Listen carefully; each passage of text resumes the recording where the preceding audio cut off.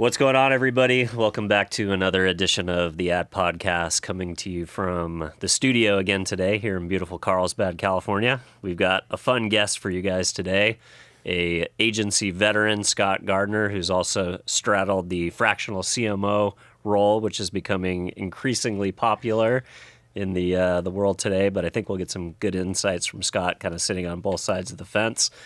But Scott, welcome to the show, and then I'll dive into your bio a little bit, man. Great. Thanks, Dylan. It's great to be on the Ad Podcast. Thanks a lot. Let's go.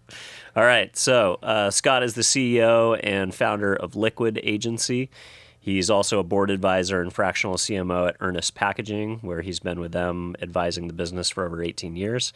He has a BS in Business Administration from Cal Poly State San Luis Obispo. Go Mustangs. Let's go. Yeah, Scott's a veteran brand strategist and agency exec with over 2 decades of experience helping Fortune 1000 enterprise and fast-growing companies scale their businesses.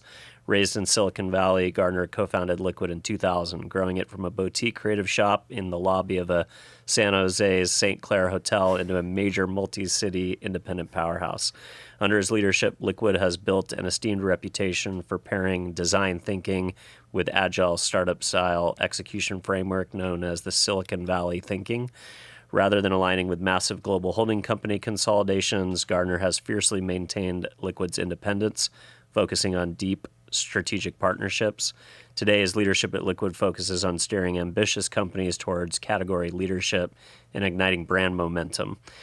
He connects customer experiences. Over his tenure, he's directed award-winning work for iconic global giants, including Intel, Google, Nike, and Microsoft. As we mentioned, he's also a fractional CMO and board advisor for Earnest Packaging Solutions. And Earnest is a massive family-owned supply chain shipping and custom packaging design giant, celebrating its landmark 80th anniversary this year. In his dual role, Gardner bridges the gap between agency innovation and real-world enterprise logistics.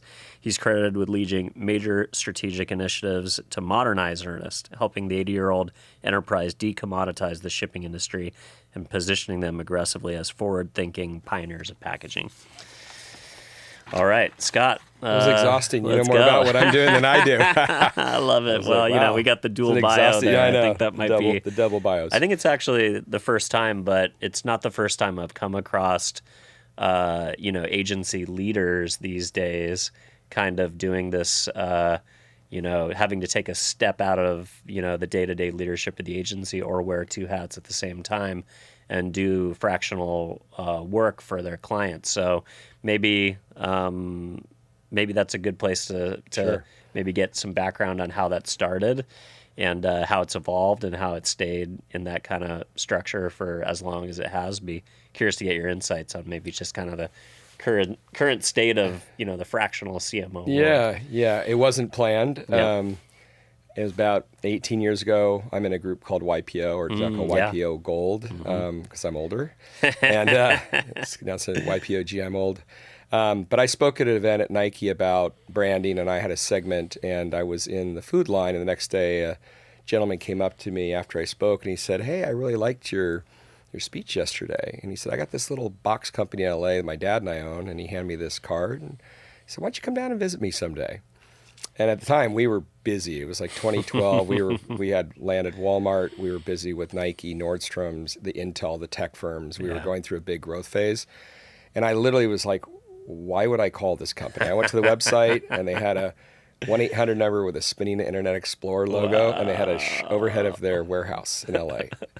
And I thought, why would I go down there? And it just sat on my desk, and I had to go to LA, and I thought, you know what? Just go say hi to them. Yeah, why not? So you never know where a relationship might lead. Right? And I walked into the largest industrial warehouse in the city of Commerce, which is all warehouses, 45 truck bays, clean operation. Walked in the warehouse, 13 football fields wide of product to the ceiling. I said, wow, they're running a big operation. And it's like, I said, well, we've got 8 more of these facilities. Wow. And so that's how it started. I met Tim Wilson, the CEO and the son of the founders were Ernest and Chuck Wilson, brothers, who had started a paper company called Ernest Paper Company after World War II, both decorated war veterans. Wow, that's cool. And Ernie had passed, but Chuck, Tim's father, was still there as the chairman. And Tim walked me through the whole warehouse, and he walked me into Chuck's office. He was about 80, 82, 84 Still at the going at time. it, huh? And I sat down with him, and he was sharp as a tack and just a humble, amazing man. 3-piece suit. I think he dropped on the floor and did 100 push-ups in front of me to show that he still had it. And I just was impressed. And then he said, why don't we start to see if you could help me? They had bought a bunch of distribution companies. So kind of rolling up yeah, brands. but they never rolled up brands. So when I met interesting. Tim, he said, I can't spell brand, but I think I need one. And that's where we started. I love it. Well, I want to come back to that because I think that's an important component of the interview. But let's talk a little bit about your origin story, if you wouldn't mind. So, where'd you grow up? What'd you study? And what got you into agency land? Yeah. So when I was born in Inglewood, word up to the Forum before it was the Forum. My dad was an engineer stationed at Northrop after the Air Force, and born there, but then when he moved to New Orleans, my dad went to graduate school. He was an engineer, and there weren't a lot of engineering jobs at the time. So we moved to New Orleans when I was a kid. So I've got some Louisiana roots. Let's go. I was at Jazz Fest 2 years ago, and I feel good when I'm there. And then my dad got a job in the Valley of Heart's Delight before it was Silicon Valley at Lockheed. And so if you're a kid of my era, 60s, 70s, you grew up in Lockheed, it just seemed like everybody's dad was an engineer. And if you look at the history of Lockheed pre the whole Silicon Valley piece, it was the largest employer and very much driven by defense. And so that's how I grew up there. Then I took I went to college at Cal Poly San Luis Obispo, which I didn't know what that was. I want to go to Chico because it was the #1 party school in America. I visited once, I think, on a pilgrimage from UCSB. And my mom was smart enough to say, I read this Business Week article, and you're smart. You should go here. And we went and visited Poly Royal, went there, and just got into that life. It was great for me. I was a business major, focused on marketing. Fell in love with advertising my junior year, but we only had like one ad class, and so it wasn't really an ad school. Yeah, they didn't have like a student agency No, or not some at all. of the ways to Business school, not advertising. Got it. So, but I kind of fell in love with advertising. I used to go to the library and read the Ad Age stacks and go, gosh, I want to be in advertising. And I got out of college and put on my best suit and walked to San Francisco lived at home, and I marched through 40 agencies, and I thought it was ironic because by the time I would drop off my resume and drive home, I'd already get my rejection letter. I didn't know the mail was that efficient. It's like I don't think I ever got. It's like Amazon speed. I don't think I ever got an interview. And I had friends that went to San Jose State, which had a true ad school, and they got into the business. And I don't think any of them are still in it, but I am. Did you ever think about going to portfolio school or anything afterwards? I wasn't a designer. I was more business. I was interested. You want to be an account guy? Yeah, I was definitely more the business side and account relationships and strategy. I love creative, and at this point, I feel like sometimes I am a quasi-creative director. Yeah, when you're in it as long as you I've been seeing a lot of work, but I really can't create much. Sure. I can direct it, but we have great creatives. So I mean, the better the creatives are, the easier my job is, because I have to worry about that too. But I still think we have to do great work, and so especially as a CMO of Earnest, I have my eyes on a lot of I have to have my eyes on the work. That's what they're trusting me to do. Yeah. So, what was the first job that you landed in San Francisco? Well, I didn't land a job. So I started a company in college selling, I came up with a retail idea for a T-shirt and sold a lot of it, made a fair amount of money. As I say, at that point in my life, it's the richest I ever been. I had no debt. I had no dependents. I had cash in the bank, and I had a car. So I ended up paying my last years of college to my parents. I've got this, because I kept selling these shirts, and I started doing apparel brokering. So you kind of for had the entrepreneurial. Cal Poly is a very entrepreneurial school, right? So I got out of school. I did take a job for a bit selling telecom and voicemail systems in the late 80s in Silicon Valley, when ironically people didn't think they needed voicemail, believe it or not. They were hard to sell. Telecom was easy, but I didn't like it. And so I met a guy who was the #1 rep. I told him how I sold merchandise. College, I said these companies could use merch, so we started getting in the promotions business. So that was kind of your backdoor into the marketing department. Started a company called Image Network in '89 in one of the back bedrooms of my parents' house when they're out of town. Installed some phone lines and worked that, and then just built that business up and sold that after about 12 years, and sold that into a roll-up in '99, which then I was there for a year and then rolled out, and then Liquid was born after that. Okay, so interesting. I've owned 2 agencies for cumulative about 37 years. Wow, that's crazy. Yeah. So what was the insight with Liquid? What's the name from? Was there kind of an inciting moment around the brand? I'm always fascinated about agency branding and, what does it stand for? And was there a vertical or an approach that you wanted to go after the industry that was different in the early Do you want days? the official story or the unofficial story? I'll take what I can get. Take it both? Okay. I'll start with the official story. Nice. Yeah, so at the time, most agencies were named after the founders. Yep. So I started this with a gentleman named Alfredo Machino, and we had 2 other co-founders. And we were trying to figure out what to name the agency. And, at the time, it just seemed to name it, was it Gardner Machino, Machino Gardner? It just seemed so what everybody did. Yeah. And at the time, there was agencies were being built differently. We weren't traditional advertising, we were brand marketing. So then we were playing around with names like, kerosene and just catchy names. Kind of all the digital shops that were popping up. They were just starting. Yeah, starting. This was like 2001. They were there in Internet Wave 1. But remember, that's the point that Internet Wave 1 put us into a global recession. Yeah. And then there was Internet 2 that came. So, and we were out, we had just rolled out of we were acquired the year before, and we had to roll out of that. We had a call with American Airlines to talk to them about a partner program the next day. And that night we went to dinner and we said, okay, we need a name for this company by tomorrow. And because somebody there heard my business partner speak, and that's how we were connected.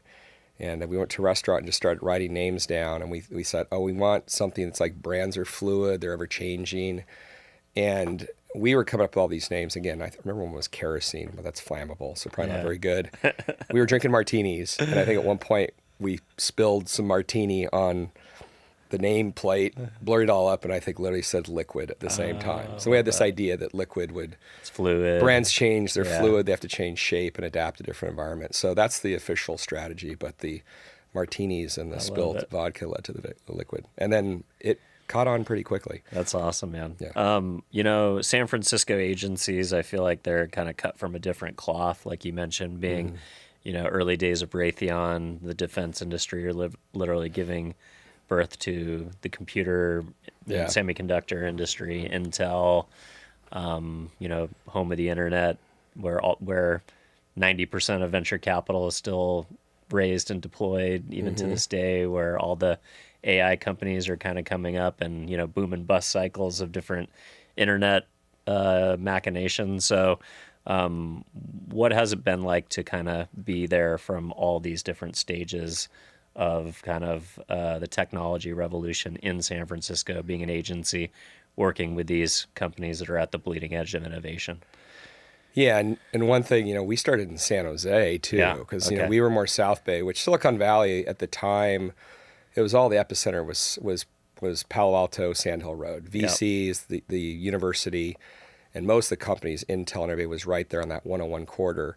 It wasn't until a certain point around Internet 1 that it kind of crept all the way into South San Francisco. That's when San Francisco got in, and then became bigger. In fact, right now it's bigger. But most of the core, NVIDIA, they all ran that 101 corridor, Adobe. So for us, I look back now and I just feel sometimes it's better to be lucky than good. I had no idea I'd be the son of a Lockheed engineer and grow up in the Valley of Hearts Delight that would have so much opportunity. And I think looking back now, we're 25 years in at Liquid, and I had another 12 with my first company.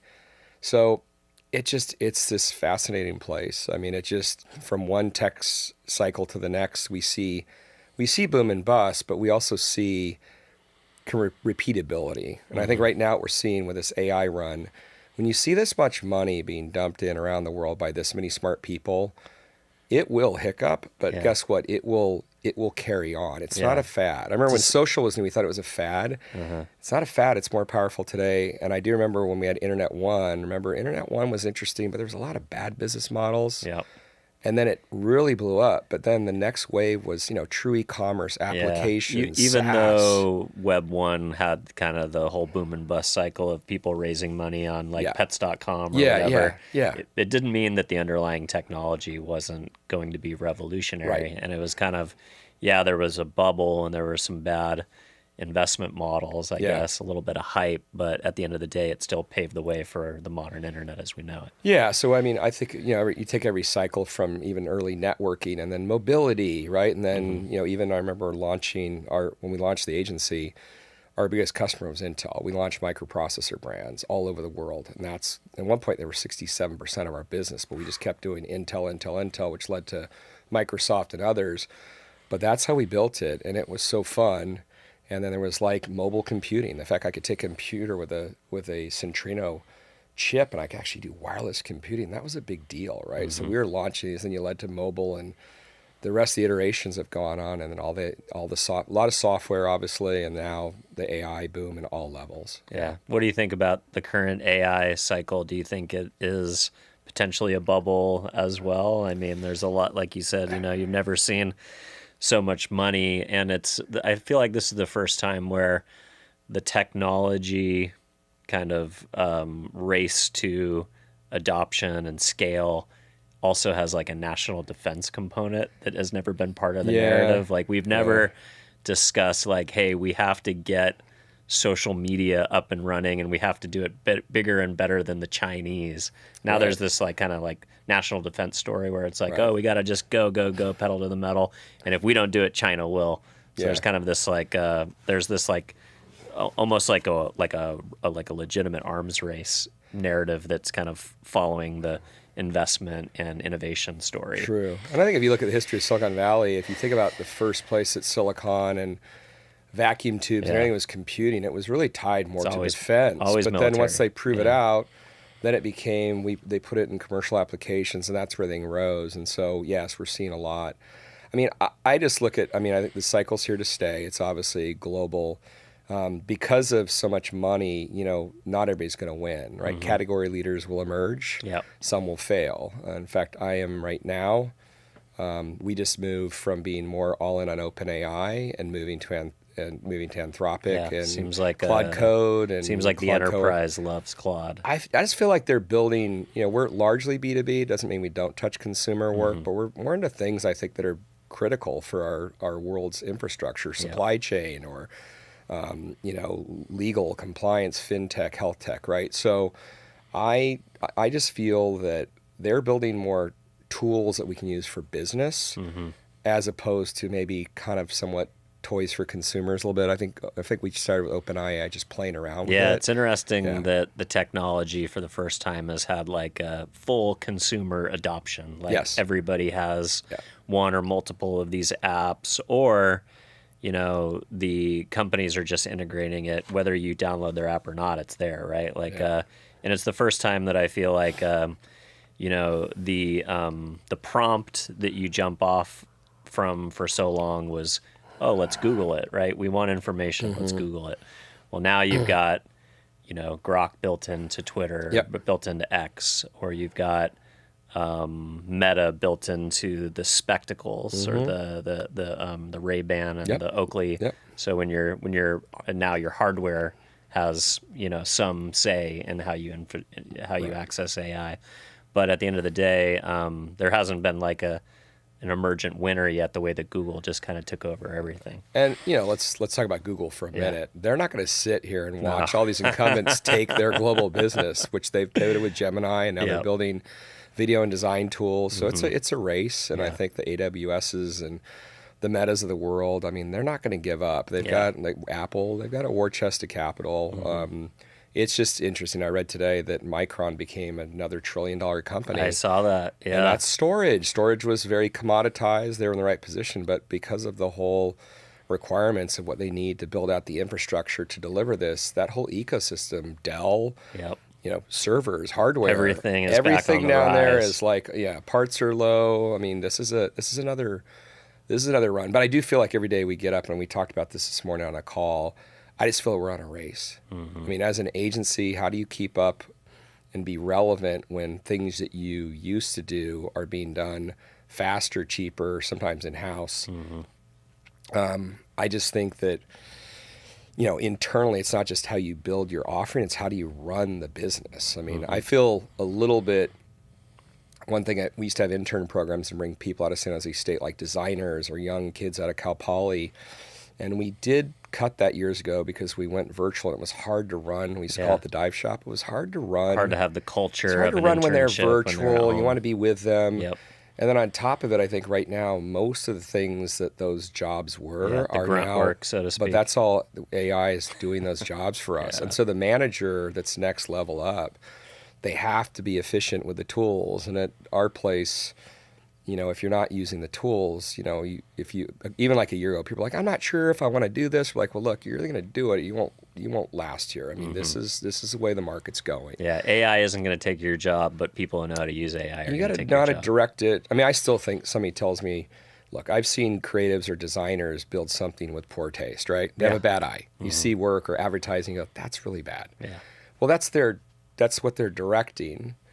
So they're still directing what comes out of AI. So a marginal eye can still have the machine do marginal work, and you still have to enhance. And it's not all AI, but it's I think Rough even draft. I think even concepting. It's like early concepting. Although the video production piece is real. I think right now we launched a Liquid AI studio last year. It's a content studio for all classes of branded content, and video is a hot one. And what you can do with 3D, whether it's animated or live action, or we even have a project right now where we're playing around with the idea of creating a digital twin of a CEO, so that CEO can leverage himself across different areas to engage with prospects and customers, whether it's be online trade shows. Just playing with the idea. So we're going to see more of these models. Yeah. Yeah, that's interesting. I know. Finding the right audience to build a media plan requires hours of research. And optimizing campaigns is time-consuming and a bit of a guessing game. That's why we built technology to do it for you. Strike Social. In the creator space, there's this new idea of the digital twin, and I was at South by Southwest, and I was at an event, and mind you, it was a busy room that was noisy, and a lot of people drinking margaritas. Yeah. But this Chinese company, HeyGen, got up on stage, and they said that, all right, here's a frame by frame, like tell me which one is the real creator and which one is the AI creator, and then they'd play it. People would guess. About 50% of the room got it right, 50% of the room got it wrong. Yeah. Then they put it in 4 quadrants and then did the same test, and it was kind of the same. It was distributed amongst like everybody. Like, maybe if it wasn't as noisy and you were right in front of it and you were looking, you could tell the difference. But I think we're definitely, moving to a world where it's going to be somewhat hard to tell if things are real or not real. Yeah. And it's accelerating.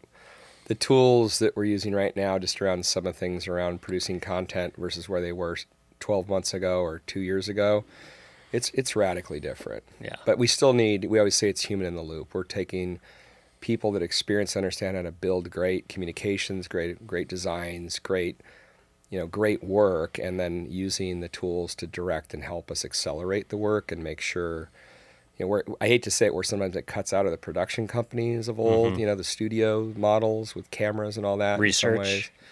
Yeah, research. I mean, there's a lot of layers. Yeah, even code like development, right? So those are some of the core areas. The craftsmen are the ones getting pinched first. And the more that this is happening, the more we're leaning into the consulting arm of the business, because being able to still work with people and consult with leadership and the topic of category leadership, and have something you can focus on and have proprietary ways to go about that. And if they want that, you match up and you can build a relationship, because it takes time. Yeah. Yeah. That's interesting. Love to circle back to, the comment that you made about the intern program, because I think it's unique in this kind of AI world.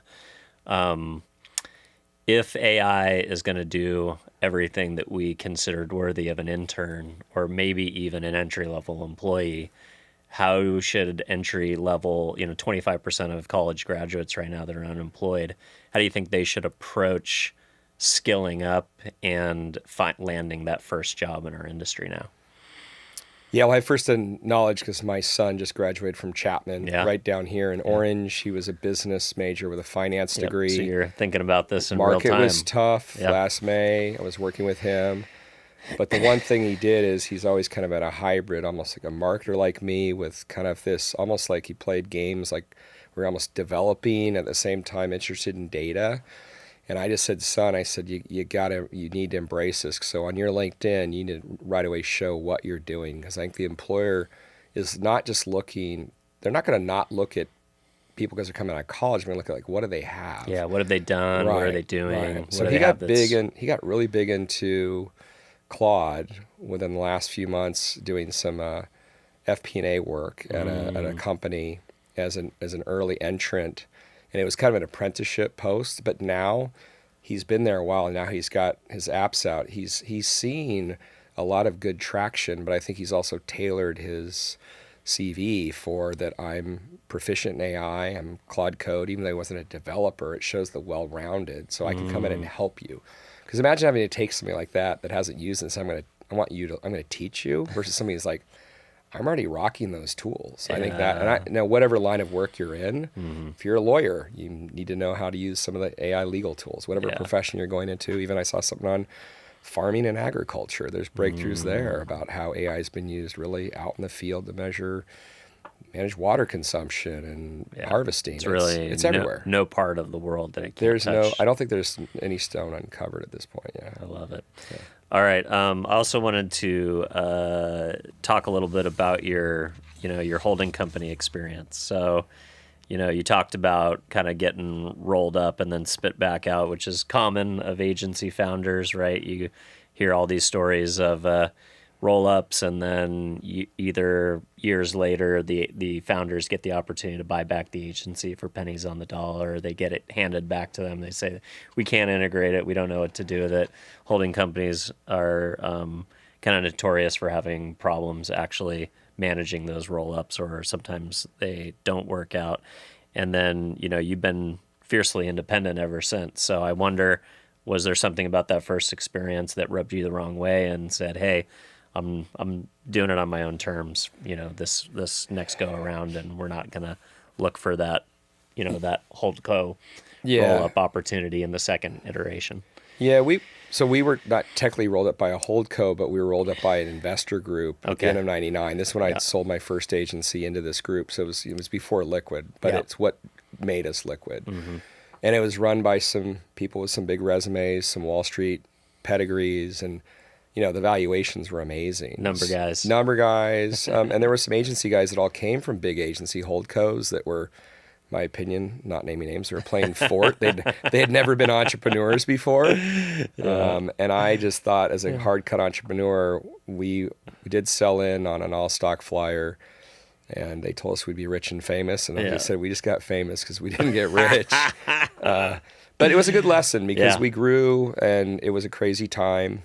It also taught me and my business partner at the time, who ran two smaller firms, were about to merge. We became part of this running Silicon Valley during 99, 2000. It was a rocket ride. And then also, working with other leadership across and a board. And so that's what we learned. But after a while, we were doing well, but the rest of the company was really struggling. And so we felt the executive team at the time just had not run companies hands-on. Yeah. And it just wasn't working. So we kind of went to the board and said, either put us in charge or we're out, gave them 30 days.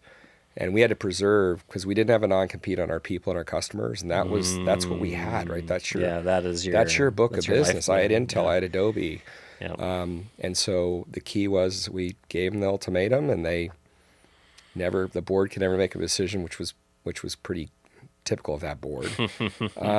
And they walked us out of our building in front of our employees, which was sad. And ironically, my business partner owned the building. So it was interesting. They walked us out of a building that he owned. And then we just went to the hotel the next week down the street. And we started saying, what do we want to do next? And we'd done a little bit of everything, design and marketing and promotion. That's when the idea of a brand marketing agency and Liquid was born. Love it. And that was 25 years. And then have you stayed independent since because of that experience? We've had a lot of... I bet you'd must have had some sniffers. We've had a lot of dates. So let me tell you. Yeah, we've had a lot of dates. And I was at the Ad Age Small Agency Conference in Toronto last year, and they really went heavy on the fact of the consolidation of the holdcos.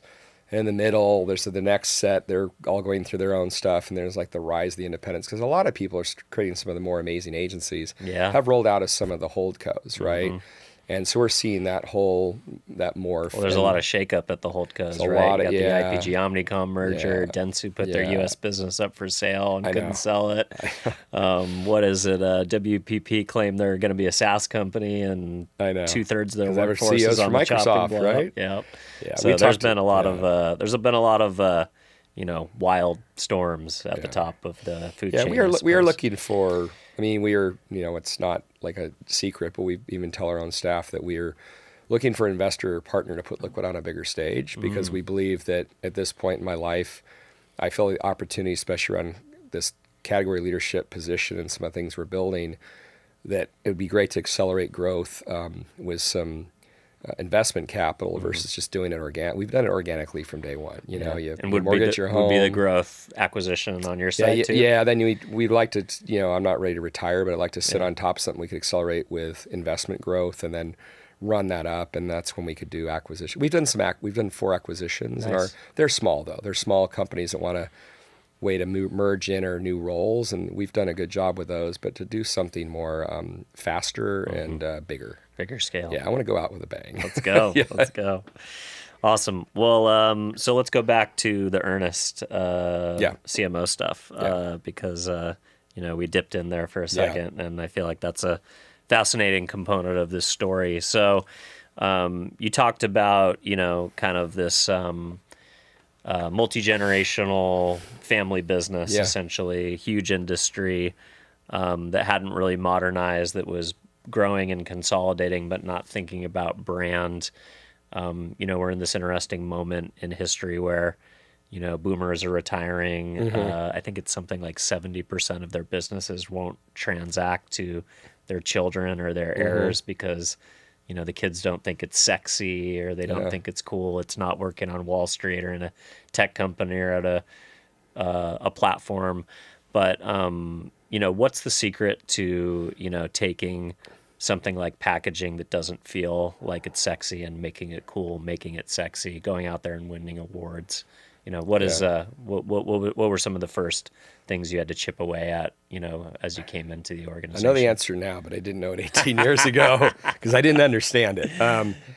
I think that, you know, packaging, this company's 80 years old, growing like a weed. We're up to 18 locations, or maybe 21 as of this week. We're opening up Mexico. We're the largest independent packaging supply chain company in America, still family owned.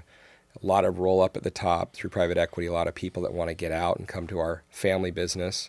If you look at anything we do, the one thing I learned early is that, you know, in business school, you know, the first thing you learn about in business school is you got to deal with a widget, right? What's a widget anyway? You got to figure out how to market and position a widget. Well, the next ultimate commodity is a cardboard box. Yeah, it's I got a brown box, right? It's pretty ubiquitous. Right. Like everything you touch comes in one. But the thing about, you know, if you look at the history of packaging, which has been around forever, I mean, pulp is what creates cardboard sheets at sheet plants, which then you create custom boxes. Pulp or is stock, the commodity. The commodity, and then the price of resin around the world as a commodity can impact the price of pulp and paper. And then ultimately, it's all recycled. So people don't understand. Like, there's a sustainability It's story. all sustainable. Yeah. I mean, the thing that made packaging have a hard time is the box was sustainable, but the components inside, like packing peanuts or plastics or things, bubble wrap, you know, they've even evolved those things as well. But I just think that the one thing I learned when I got in there, we were already working with some really cool companies, again, like Nike, and we were launching Motorola phones for Google at the time when they acquired them. And people used to complain at my agency about, well, I'm on the phone account. And I was like, hey, I'm marketing cardboard boxes, and I'm on that account. We're making it sexy. So enjoy you got better products. You don't have, no one has any excuses. Yeah. The one thing that we learned, though, when I quickly, it was like, look, it's not about the commodity. It's about the experience, and it's about the relationships, and it's about how we do things differently. And when you're in an industrial supply chain, and you're holding clients' inventory and you're part of their cycles and studying their usage and trucking over materials or leaving just-in-time inventory in their racks, or dealing with like thermal controlled packaging that has to hold temperature for pharma or you know, things that could spoil, or big containers that are shipped around the world through air freight that have to hold temperature, sending like fish to London, right? There's things where they're spoilage, damage, automation lines using new technologies, global services and logistics. Once you start getting into that, it becomes complicated. Yeah. And I think when you can do that well, and you also have a good eye for design, then you differentiate. And that's what we learned early on. And once we started playing around with that, and all the packaging companies didn't do anything. They show you a picture of the boxes. Like, I went to one website, you have boxes, you have machinery. What's the difference? Yeah. And you go to our site, you go to earnestpkg.com, it almost looks like you're at a consumer company. That's you know? cool. Yeah. I think the one point that I think was a moment of time, we started doing videos to try to, the CEO went to Beverly Hills High School and he said, look, let's do videos. Nobody wants to read. So we started doing videos and we're trying to do videos on some of our packaging offerings for the client. They just didn't seem at the time to have the oomph. The oomph, right? Yeah. Then he had a client that he was packaging their snowboards called Signal. And he said, the founder wants me to build a paper snowboard. And they're on the Toyota snowboard team and go to Mammoth and ride it. And I said, there's something. Wow. So it came from a client. We built it. Yeah, we built it. And then we were getting like 3,000 views for our videos, and it was hard to get them. We put the snowboard out and we got 100,000 views within 2 weeks. And we're a packaging company. Yeah.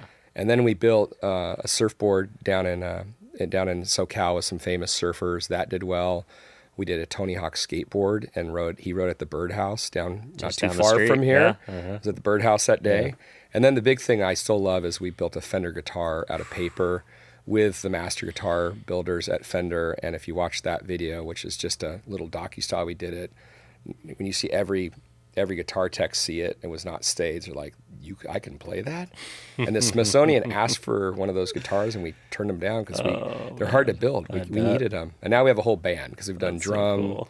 We have sessions, we've had Dog Star, ZZ Top, all people play the whole instrument set we have in what we call cardboard sessions. And those are like, people say, are you guys going to sell guitars? Or we just did a Van shoe collab with paper shoes and skaters. They're like, no.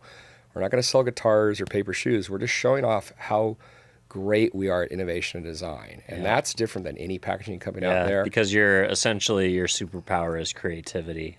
When everybody has access to paper boxes and logistics and everybody says they can do things, your creativity is really, it's almost like agency world. It's like you're selling your creative thinking, creative problem solving. Within Earnest, we built a group called the E-Team. We call all our people E-Teamers. Mm-hmm. But we built a group called the E-Team, and it's like a specialized group of design specialists that know all the substrates of packaging and how to deal with logistics and how to deal with, like, again, thermal packaging, cold chain. We have a group called Tempendure, and they have patented things we're working on. So there's a science in there. A box is not just a box. No, not at all. And I think post the pandemic, too, I know this because if you live at home, my wife or the kids would never take a box all the way to the bin. They leave it in the garage.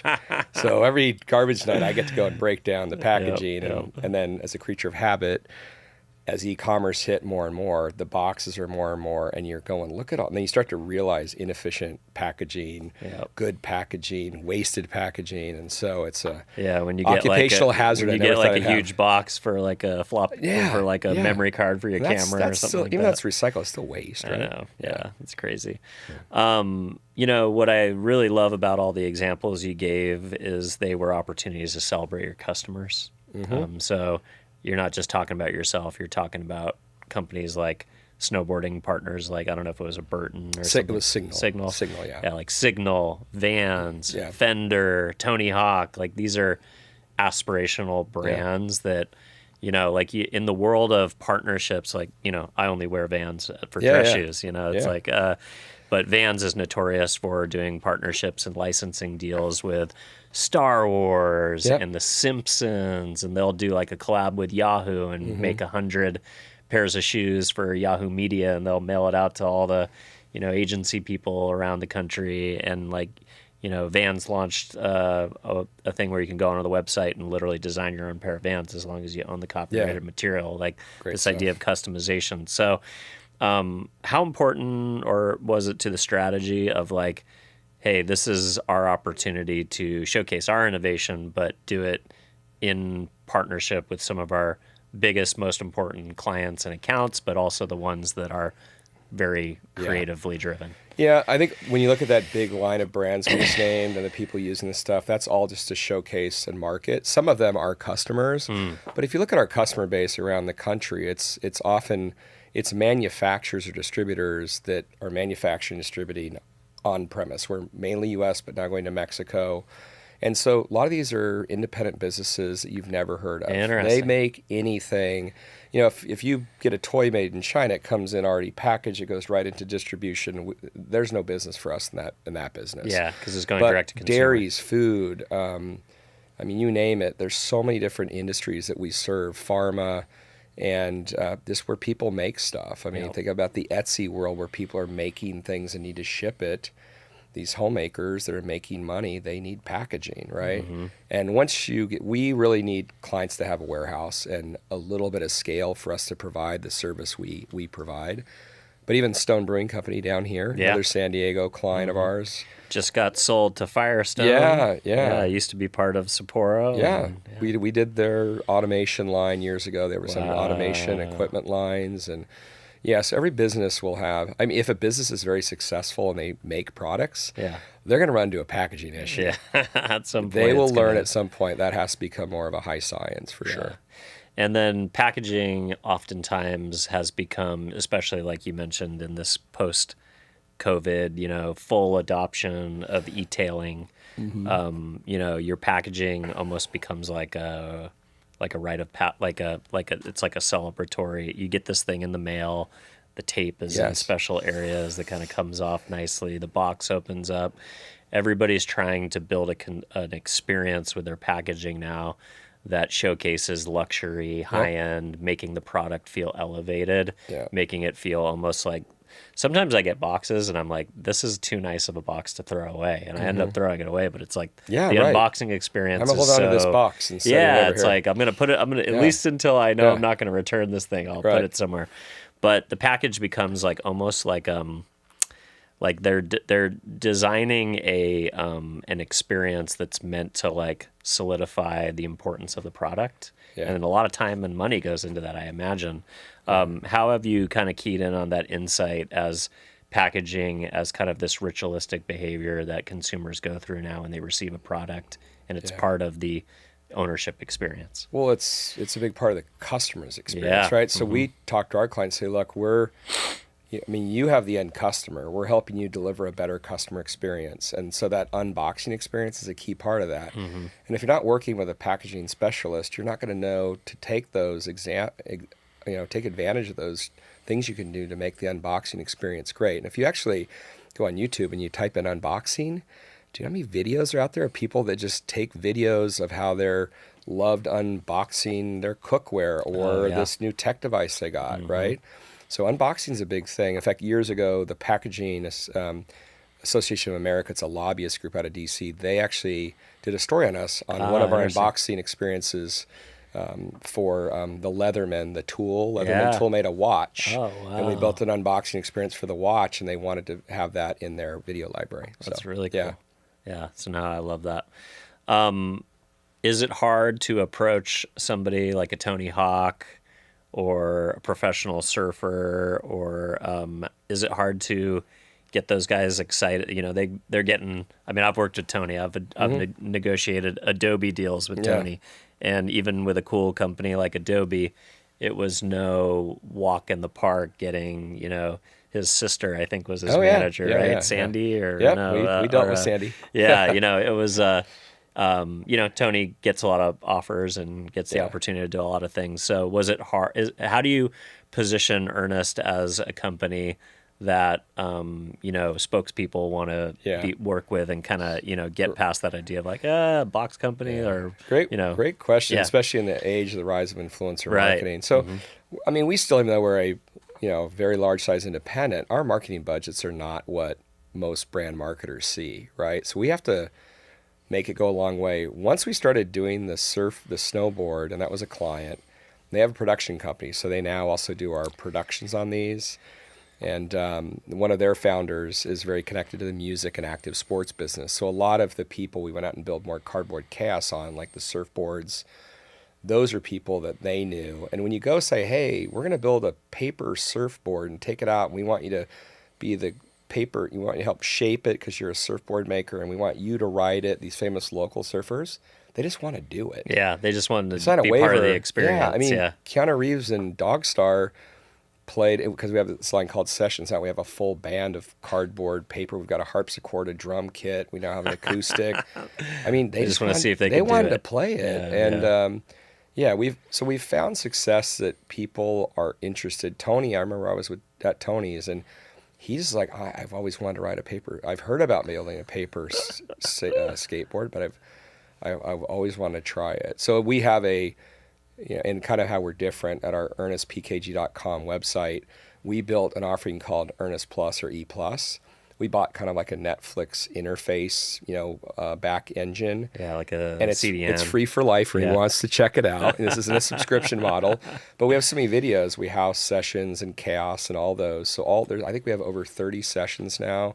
We just filmed 2 months ago with Miles Catan, who was up for Grammy for Best Song from Sinners. And we filmed up at the Troubadour, and he played 4 songs. We did a couple sets because it's for a documentary that we're filming about the Ernest family for America 250. But his whole band played the instruments. But, it's interesting. Some of these there's some compensation sometimes, but most of these people just want to do it, Wow. They want to try it, That's wild. Yeah, it's pretty cool. So let's talk a little bit about category leadership. Yeah. I've interviewed some guys that have spent substantial time at Nike, right? Yeah. And I know that's in your DNA as well from a client roster perspective. And, people that have spent 10, 15 years at Nike, the way that they talk about Nike is like they weren't looking at what New Balance was doing or Adidas was doing. They were looking at what Apple was doing or what Mercedes-Benz was doing. Like they looked at themselves as like, we're not in the shoe business, we're in the culture business, and our competitors are the other titans of culture. We don't even think about our competition. To some degree, I think, maybe that thinking is what got Nike maybe a little bit in trouble over the last few years. They kind of, maybe leaned too heavily into the performance marketing world and gave up on some of the brand magic that made them so special and made them such an adored brand. I think they're probably swinging back. But what have you learned about category leadership in all the brands that you've worked with, and how do brands, differentiate themselves and become category leaders? Good. Yeah. I mean, look, if you really want to break it down, there can only be one leader in a category. So you go back to Nike. They're the 800-pound gorilla, the active shoe category globally. And Adidas is always a strong, also kind of an incumbent, but not the number one category leader. But you look at, when you're a challenger brand and you want to take, they're not paying attention to you that much, but look what happened with OnCloud and Hoka. During all the time Nike was struggling, one of the things they did that they're now redoing is they kind of got out of retail. They got out of they stopped really dealing with those big global retail channel partners, just go e-commerce or own stores, but people still like to go try on the shoe. People still go to stores, believe it or not, and they like the experience of it. So I think alienating the channel hurt. At the same time, Hoka and On just came out with different models, different styles. Hoka both defined by the sole, right? The On with the waffle and Hoka with the higher sole, and now you see everybody's copying them. But I think Nike had a lot of turf to defend. They're in a lot of business, right? They're not just their core is in running, but they're in a lot of stuff. And I think when you lose momentum and you're starting to lose share and momentum's backward, you're trying to defend turf. Yeah. Then you're probably looking a little bit more about what's going on right below you versus, you're still looking at what Apple's doing, but I believe, and that's where, they have such a giant share that these companies can become billion-dollar shoe companies in a fast time.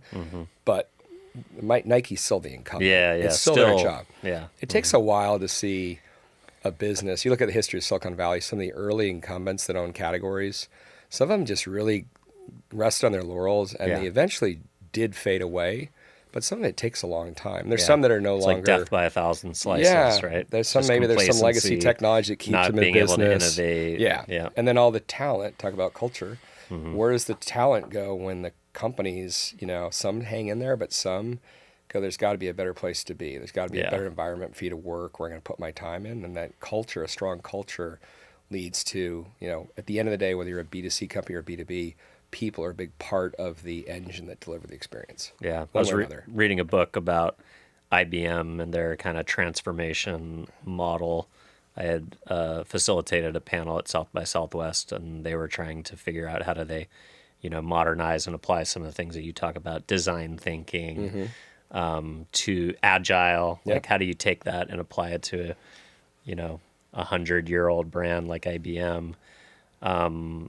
What are some of these concepts around like design thinking and agile that you think it's harder to adapt these like small teams that run fast and innovate within companies, within these legacy brands because of just, this is the way things have been done. Like, Right. what do you think is the resistance there? Well, I think in the business world, on the manufacturing side with ISO, and then even a lot of these companies in Silicon Valley, they're running these agile models, right? Lean startup, agile strategies, blue ocean strategies. I mean, as an agency at the time, everything seemed to be so much about going, getting a briefing from a client, coming back, going to do work, showing up a few weeks later and making a big show and trying to wow them with this full-blown, but it takes time. And the methods to kind of build stuff from strategy were very waterfall, down and then down.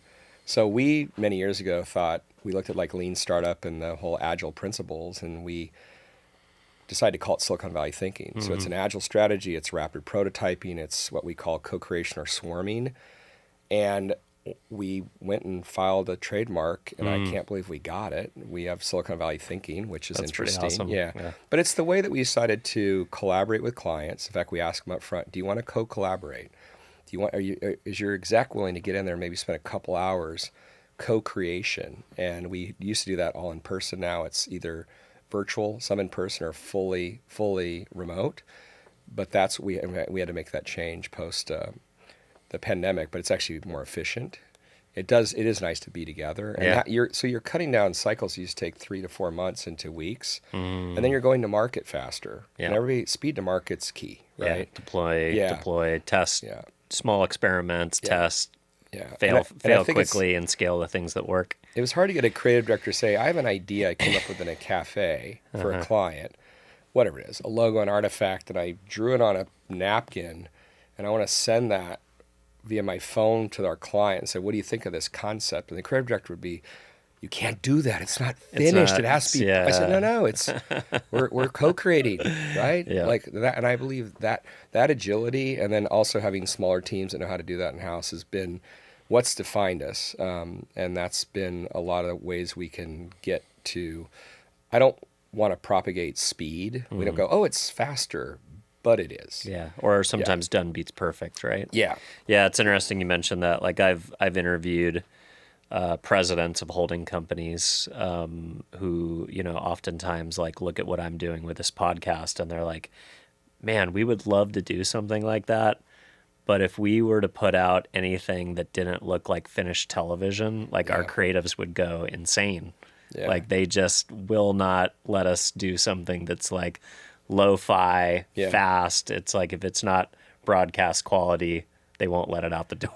Well, it's interesting about that. So we do a lot of Ernest is going through a big growth phase. So years ago, we built a campaign I love called Not Hiring. They were like 30-second Geico shorts. So these are like employee brand stuff? Yeah, this is trying to get people to come work for us. Yeah.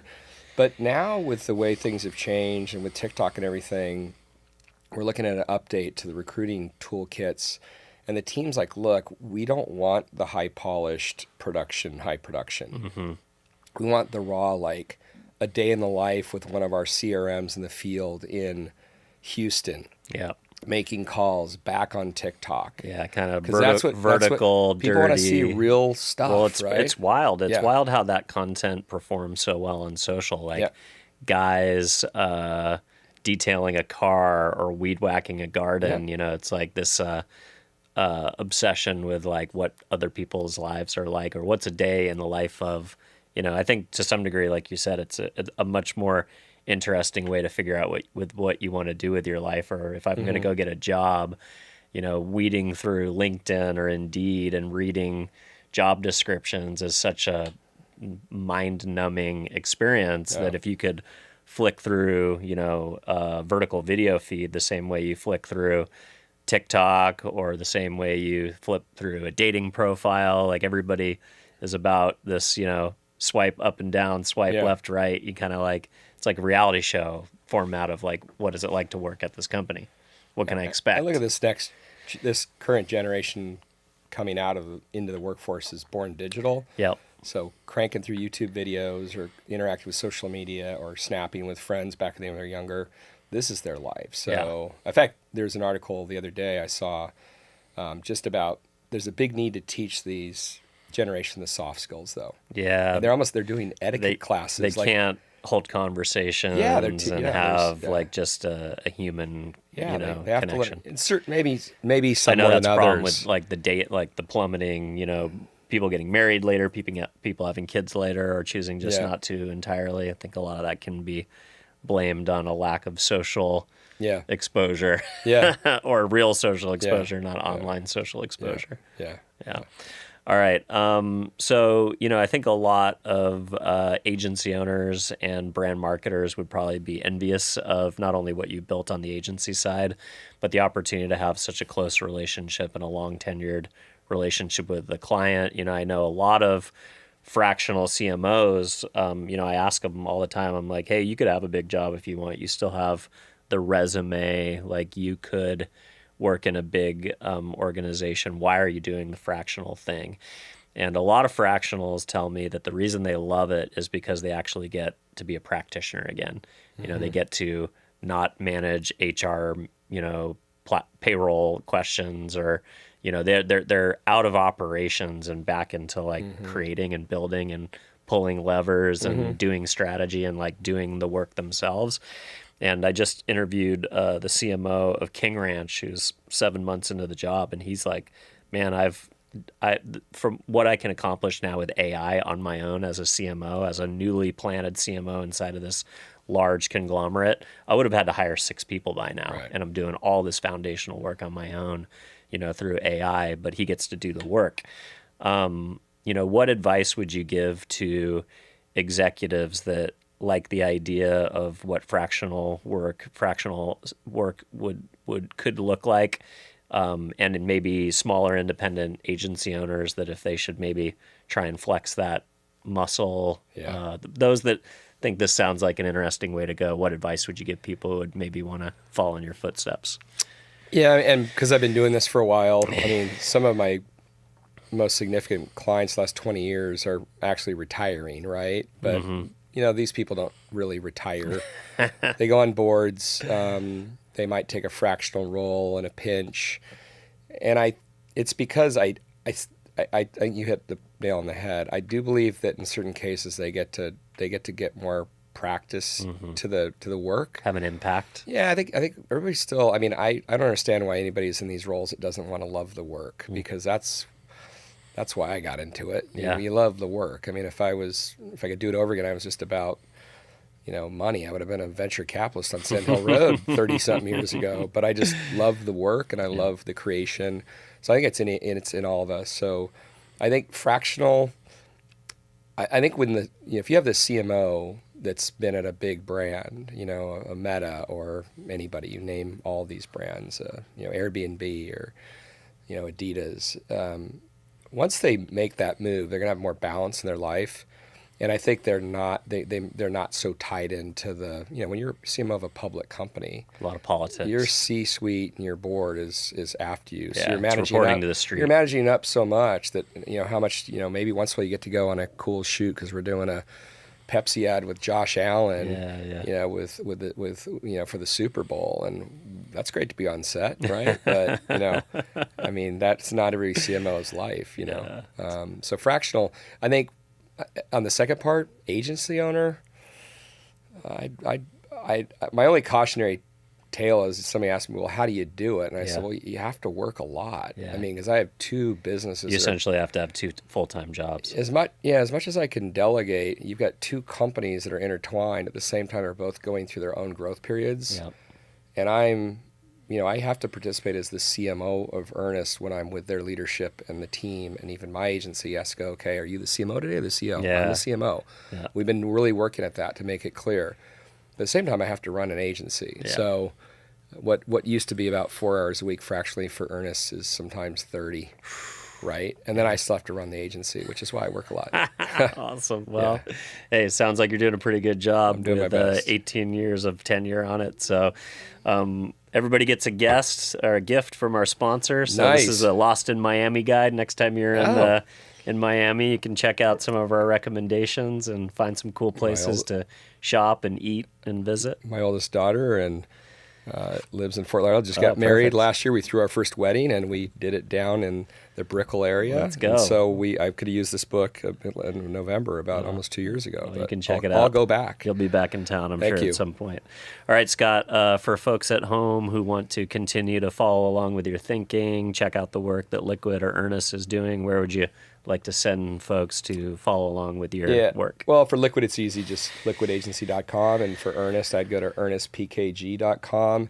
And you can explore this unique experience for an industrial packaging company. And I would definitely check out Earnest Plus or E Plus, which is right on the homepage. And you can see our video repository. You'll see a lot of these stories that we're talking about. I mean, check out Cardboard Chaos, the series. Check out Sessions. Check out E-Team. There's some fun stuff. One last bit. Charles Wilson, who was the founder, died last November at 101. And I used to sit in this man's office. And when you can sit with a founder of a company like this who's got such great core values and ethics that we bring forward, definitely miss him, but we've done a lot of work. His son Tim is a CEO, had us invest in building, documenting his life. He's got a purple heart and a gold star from World War II. We documented that. We did there's a lot of content on our founder, Chuck Wilson, who's a great historian in LA and amazing figure in the Los Angeles business market. So amazing. Well, great message on coming out of Memorial Day weekend to check out a titan of industry and the American patriot in Los Angeles, true Angelino. Sounds like a great story. So I'm going to check some of that out. And then too. one last thing, we did get elected by the America 250 group last year. We went, this is something Liquid couldn't do. We didn't have the chops for this, it's big, but we hired a documentary filmmaker, and we just finished the documentary. That's why Miles played at up in LA. And we are going to be previewed at the Kennedy Center, the Wilson family and the history of Earnest. It's about an hour and 20-minute documentary. We're going to be previewed July the 2nd at the Kennedy Center. Awesome. And then that will go into distribution for people who want to hear our story. But we were one of the 250 families and businesses that was elected to do this, which is awesome, which is an honor, big honor. Yeah. Very cool. Well, we'll link to all that fun stuff for you guys in the show notes. And for those of you at home, if this is the first time you're seeing the show, don't forget to give us a follow or a subscribe. If you're listening to the show, a honest review on whatever platform that you're listening on is how we find a larger audience organically. So don't forget to do that. And last but not least, if there's a agency owner out there, a brand marketer, somebody in the B2B space, or maybe somebody's interested in the fractional CMO world, don't forget to share the show.